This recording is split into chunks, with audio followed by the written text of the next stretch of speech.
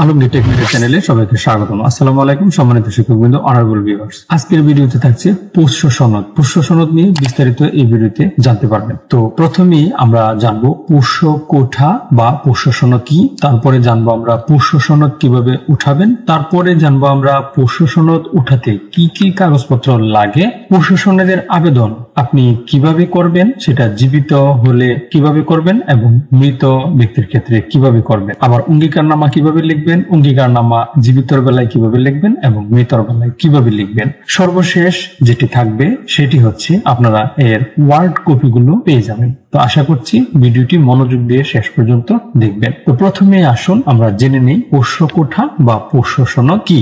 দেখুন, পোষ্য কোঠা কি বা পোষ্য সনদ কি। দেখুন, সরকারি চাকরির ক্ষেত্রে পোষ্য কোঠা বলতে বোঝায় বাবা অথবা মা বা উভয়ই বর্তমানে যে ডিপার্টমেন্টে কর্মরত আছেন বা আগে যে পেশাতে ছিলেন সন্তানের সে পেশাতে বিশেষ সুবিধা পাওয়া। এই কোঠা পেতে হলে পিতা বা মাতা অথবা উভয়ের অথবা দুজনের মধ্যে একজনকে সরকারি চাকরিজীবী হতে হবে, তাহলেই ওই সরকারি চাকরিজীবী সন্তান পোষ্য সনদ পাবেন।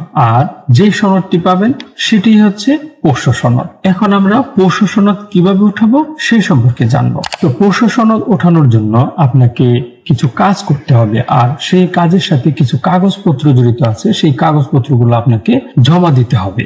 আর পোষ্য সনদ ওঠাতে কি কি কাগজপত্র লাগবে এখন সেটি আপনাদেরকে দেখিয়ে দিচ্ছি। দেখুন, পোষ্য সনদ ওঠাতে কি কি কাগজপত্র লাগে। এক, যিনি প্রার্থী তিনি নিজে অথবা পিতা বা মাতা আবেদন করবেন। দুই, আবেদনপত্রে বিদ্যালয়ের প্রধান শিক্ষক ও সংশ্লিষ্ট ক্লাস্টারের সহকারী উপজেলা শিক্ষা অফিসার সুপারিশ করবেন। তিন, পিতা বা মাতা নিয়োগপত্রের ফটোকপি লাগবে। চার, চাকরিজীবী যদি মৃত হয় তাহলে যার নামে পেনশন আছে ওই পেনশন আবেদন বা পেনশন বহির ফটোকপি লাগবে। অর্থাৎ যদি মা চাকরি করে থাকেন, যদি ওই মা মৃত হয়ে থাকেন তাহলে বাবা পেনশন পাবেন, তাহলে ওই বাবা যে পেনশন পায় ওই পেনশনের বহির 1 থেকে 4টা বা 5টা পাতা ফটোকপি করে জমা দিতে হবে কাগজপত্রের সাথে। 5, চেয়ারম্যানের প্রত্যয়ন লাগবে। প্রত্যয়নে অবশ্যই উল্লেখ থাকতে হবে যে তিনি অবিবাহিত সন্তান ও অভিভাবকের আয়ের উপর সম্পূর্ণ নির্ভরশীল। 6, বাবা মায়ের প্রত্যয়ন লাগবে। প্রত্যয়নে অবশ্যই উল্লেখ থাকতে হবে যে তিনি অবিবাহিত সন্তান এবং অভিভাবকের আয়ের উপর সম্পূর্ণ নির্ভরশীল। 7, সংশ্লিষ্ট বিদ্যালয়ের অর্থাৎ যে বিদ্যালয়ে কর্মরত আছেন বা ছিলেন প্রধান শিক্ষকের প্রত্যয়ন লাগবে। ওই প্রত্যয়নেও উল্লেখ থাকতে হবে যে ওই সন্তান অবিবাহিত এবং অভিভাবকের আয়ের উপর সম্পূর্ণভাবে নির্ভরশীল। আর প্রার্থীর প্রবেশপত্র ও লিখিত পরীক্ষার রেজাল্টের ফটোকপি জমা দিতে হবে। লিখিত পরীক্ষায় উত্তীর্ণের যে রেজাল্ট শিট, সেই রেজাল্ট শিটের আপনার রোল নাম্বারটি যে পাতায় রয়েছে সেই পাতাটি ফটোকপি করে আপনি কাগজপত্রের সাথে জমা দিয়ে দিবেন। আশা বিষয়টি বুঝতে পেরেছি। 9, বিবাহিতদের ক্ষেত্রে চেয়ারম্যানের প্রত্যয়নে উল্লেখ থাকতে হবে যে তিনি 8/7/2023 খ্রিস্টাব্দে, অর্থাৎ এখানে নিয়োগ বিজ্ঞপ্তির তারিখটা হবে এই পর্যন্ত তিনি অবিবাহিত ছিলেন। এর পরে সে বিবাহ করলে কোনো সমস্যা নাই, সেও পোষ্য কোঠা পাবেন, কিন্তু তার আগ পর্যন্ত অর্থাৎ নিয়োগ বিজ্ঞপ্তি আপনি যে নিয়োগ বিজ্ঞপ্তির আলোকে আবেদন করবেন সেই নিয়োগ বিজ্ঞপ্তি প্রকাশিত হওয়ার আগ পর্যন্ত আপনাকে অবিবাহিত থাকতে হবে। আশা করছি এই বিষয়টিও বুঝতে পেরেছেন।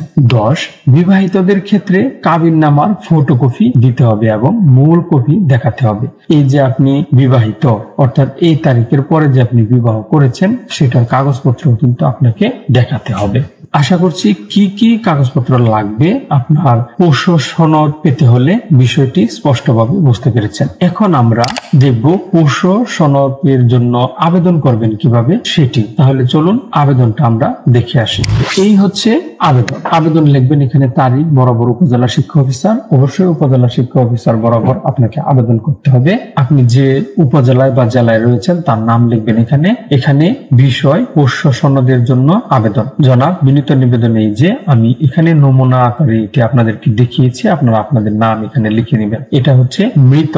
যদি আপনার বাবা চাকরি করে থাকতেন, তিনি যদি মৃত হয়ে থাকেন তাহলে আপনার মা আছেন তিনি পেনশন পান, তিনি আবেদন করবেন উপজেলা শিক্ষা অফিসার বরাবর। আর আবেদনটা এই যে এভাবে লিখবে, বিনীত নিবেদন এই যে আমি ইমুক বেগম আমার স্বামী মৃত মোহাম্মদ ইমুক মিয়া সরকারি প্রাথমিক বিদ্যালয়ের শিক্ষক হিসেবে কর্মরত থাকা অবস্থায় এত এত এত ইং তারিখে মৃত্যুবরণ করেন। স্বামীর পোষ্য হিসাবে আমার ছেলে মোহাম্মদ ইমুক মিয়া সরকারি প্রাথমিক বিদ্যালয়ের সহকারী শিক্ষক রাজস্ব পদে চাকরি পাওয়ার জন্য আবেদন করেন। তাহার রোল নাম্বার এত, ঢাকা বিভাগ। উল্লেখ্য যে আমার ছেলে অবিবাহিত এবং আমার আয়ের উপর নির্ভরশীল বিদায় একটি পোষ্য সনদের একান্ত প্রয়োজন। অতএব মহোদয়ের নিকট আকুল আবেদন আমার ছেলে যাহাতে একটি পোষ্য সনদপত্র পেতে পারে তার প্রয়োজনীয় ব্যবস্থা গ্রহণের জন্য আপনার সদয় মর্জি হয়। বিনীত নিবেদন, আমেনা বেগম, স্বামী মৃত দুলাল মিয়া, সহকারী শিক্ষক, বালুয়াকান্দি সরকারি প্রাথমিক বিদ্যালয়,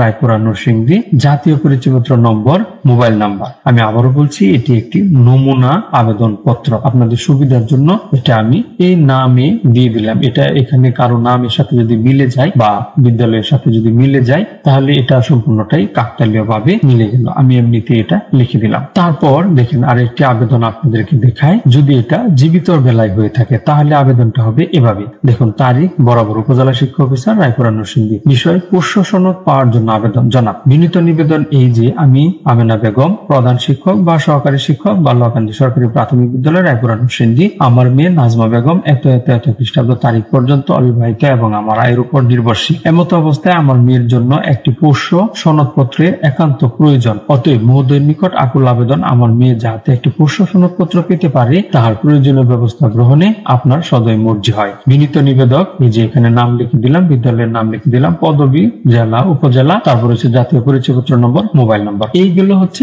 আবেদনের নমুনা কপি। এখন আসি অঙ্গীকারনামা।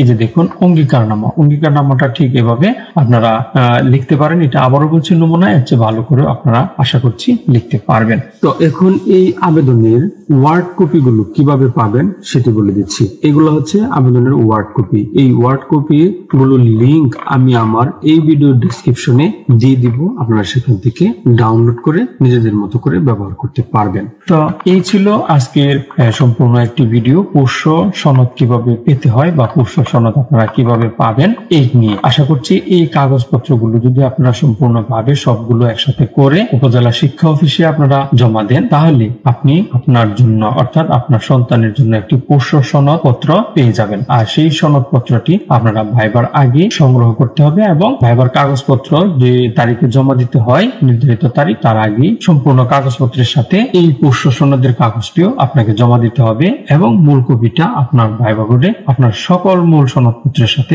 রাখতে হবে। তো এই ছিল আজকের ভিডিও। আশা করছি ভিডিওটি আপনার ভালো লেগেছে। যদি ভালো লেগে থাকে তাহলে লাইক করবেন, কমেন্টস করবেন, শেয়ার করে অন্যকে দেখার সুযোগ করে দিবেন। ভালো লাগলে অবশ্যই চ্যানেলটি সাবস্ক্রাইব করে পাশে থাকবেন। ভালো থাকবেন, সুস্থ থাকবেন এবং নিরাপদে থাকবেন।